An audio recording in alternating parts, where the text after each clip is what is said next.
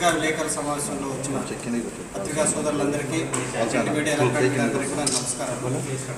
నిన్నటి దినమున జరిగిన సంఘటన గురించి ఈరోజు చెరుకూరు రవి గారు ఆవేదన మీరందరూ కూడా తెలుసుకొని ఉన్నారు. కేవలం నేను 18 సంవత్సరాల సర్వీస్ చదువుకొని వచ్చి 4 సంవత్సరం పనిచేస్తే ఈరోజు నన్ను పూచిక పిల్లలా వాడుకొని పక్కన పెట్టిన రోజున నా ఇంట్లో కూర్చొని నేను ఏడ్చుకుంటున్న రోజుల్లో ఈరోజు వీళ్ళందరూ వచ్చి నన్ను ఈరోజు ప్రజల ముందు పెట్టారు. చెరుకూరు రవి గారు, వెంకటరెడ్డి గారు, మిగతా నాయకులందరూ రాకపోతే నా పరిస్థితి ఏ విధంగా ఉండేది? ఒక దళితుడిగా అడుగుతున్నా. నేను ఒక్కరిని బయటికి రాగలనా? నేను ఒక్కరిని వీళ్ళని ఎదుర్కోగలనా? నా సమస్యను నేను బయటకు చెప్పుకోగలనా? ఈరోజు ప్రజలందరి ముందు వచ్చి చెప్పుకోవడానికి నాకు ఇచ్చిన వెన్నుదన్ను వీళ్ళందరూ. ఈరోజు ఆ విధంగా భౌతిక దాడికి పురికొల్పడము, భౌతిక దాడి చేయడానికి ప్రయత్నం చేయడం అనేది ఒక పెద్ద నాయకుడిగా ఇది మంచి పద్ధతి కాదని కూడా మేము తీవ్రంగా ఖండిస్తున్నాం. వీరారెడ్డి గారి మనవడు అంటే మేము ఒక స్టాండర్డ్ ఆ స్థాయిలో చూస్తాం. మేము విజయమ్మ గారి కొడుకు అంటే మేము ఎంతో గౌరవిస్తాం. మేము కూడా వాళ్ళతో కలిసి నడిచాం. కాబట్టి అందరం కూడా కుటుంబ సభ్యులమే. ఈ విధంగా భౌతిక దాడులు చేయడం అనేది ఇది మంచి పద్ధతి కాదని కూడా ఈ సందర్భంగా తెలియజేస్తున్నాము. ఒక పెద్ద ఫ్యామిలీ నుంచి వచ్చిన వ్యక్తి అది చూసినప్పుడు చుట్టుపక్కల వాళ్ళు కూడా ఇంకా భౌతిక దాడికి పురుగొల్పినట్టే కదా. తనే చేస్తున్నాడంటే మిగతా వాళ్ళు కూడా ఈజీగా మిగతా వాళ్ళు కొట్టడానికి కూడా ముందుకు వస్తారు కదా.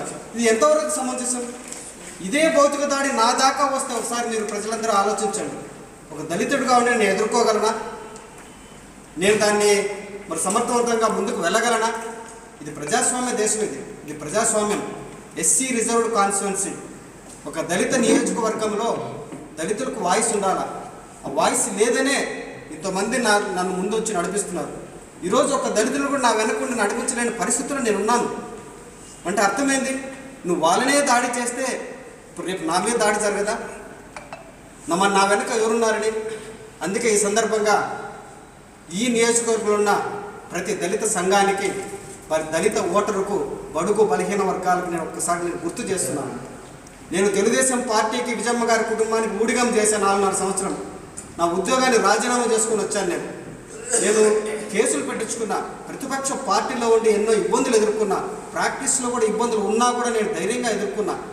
అయినప్పటికీ కూడా ఈరోజు నన్ను గుర్తించకుండా ఒక పూచిపుల్ల వాడుకొని పక్కన పడేస్తున్నప్పుడు మరి దళితులారా ఒకసారి ఆలోచించండి. ఈరోజు నాకు జరిగిన అన్యాయం రేపు మీ దాకా వస్తుంది. తెలుగుదేశం పార్టీలో ఒక దళిత నాయకుడు గారు పేరు చెప్పండి చూద్దాం. మరి 15 సంవత్సరాలు అయింది దళిత నియోజకవర్గమై. ఒక నాయకుని కూడా తయారు చేసుకోలేకపోయారా మీరు? ప్రతిసారి మార్చుకుంటూ పోతే ఎట్లా దళిత నాయకులు తయారవుతారు? ఎట్లా దళిత అభ్యర్థి మీకు తయారవుతారు? మీరు మాత్రం ఉండాలి 20 సంవత్సరాల నుంచి స్టాండర్డ్గానే. మేమైతే మారిపోతూ ఉండాలి. మరి మా కుటుంబాలు రోడ్డు పాలు అవ్వడం మరి మీకు ఇష్టమా? చెప్పండి. మాకు కూడా కుటుంబాలు ఉంటాయి, పిల్లలు ఉంటారు, వైఫ్ ఉంటారు. మా ఆర్థికంగా కానీ సామాజికంగా కానీ ఎంతో ఇబ్బందులు పడి మేము ఈ స్థాయికి వచ్చామంటే ఈరోజు మమ్మల్ని వాడి వదిలేస్తే ఎట్లా అని నేను ఈ సందర్భంగా నేను ప్రశ్నిస్తున్నాను. కాబట్టి రేపు రాబోయే రోజుల్లో నా మీద కూడా దాడి జరగచ్చేమో. మరి ధైర్యంగా నేను కూడా ముందుకు రావాలంటే నా దళిత సోదరులారా, నా బడుగు బలహీన వర్గాల ప్రజలారా, మీరందరూ కూడా ఆలోచించండి. ఈరోజు నేను ఈ విధంగా పనిచేస్తున్నప్పుడు వీళ్ళే కాకుండా అదృశ్యంగా కూడా చాలామంది నాకు ఫోన్లు చేస్తున్నారు. అందులో ఎంతోమంది కూడా ఓసీ కమ్యూనిటీ ఇచ్చున్నారు, దళిత కమ్యూనిటీ ఇచ్చున్నారు. వాళ్ళు కూడా నువ్వు చేసేది న్యాయమో, నువ్వు అడిగేది న్యాయమో అడుగు అని కూడా అడుగుతున్నారు నన్ను. కాబట్టి వాళ్ళ యొక్క ఎంతోమంది అదృశ్య శక్తులు కూడా నాకు సహాయంగా ఉన్నారు. రేపు రాబోయే రోజులు వాళ్ళు కూడా బయటికి రావాలని ఈ సందర్భంగా నేను వాళ్ళకి రిక్వెస్ట్ చేస్తున్నాను. మీరు ఎంతోమంది నాకు ఫోన్లు చేసి సహాయం చేయడం కాదు, బయటకు వచ్చి ప్రశ్నించండి. మరి నాకు అన్యాయం జరగలేదా? గతంలో ఉన్న వాళ్ళకి అన్యాయం జరగలేదా? ఒక్కసారి అన్యాయం జరిగితే ఏదో క్షమించవచ్చు. రిపీటెడ్గా చేసుకుంటా పోతే ఇంకా మాకు ఎలా లైఫ్ ఉంటుంది రాజకీయంగా? ఎలా మేము రావాలి బయటికి? కాబట్టి ఒకసారి నా కోసం అడిగినందుకు మీరు భౌతిక దాడులు చేస్తే ఇది సమంజసమా అని ప్రశ్నిస్తున్నాను.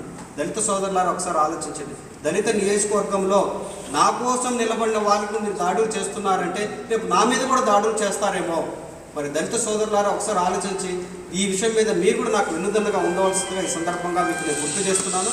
రెండవదిగా ఆయన మీద దాడి చేస్తున్నారేమో, నా మీద అయితే వ్యక్తిత్వం మీద దాడి చేశారు, నా వ్యక్తిత్వాన్ని హననం చేశారు.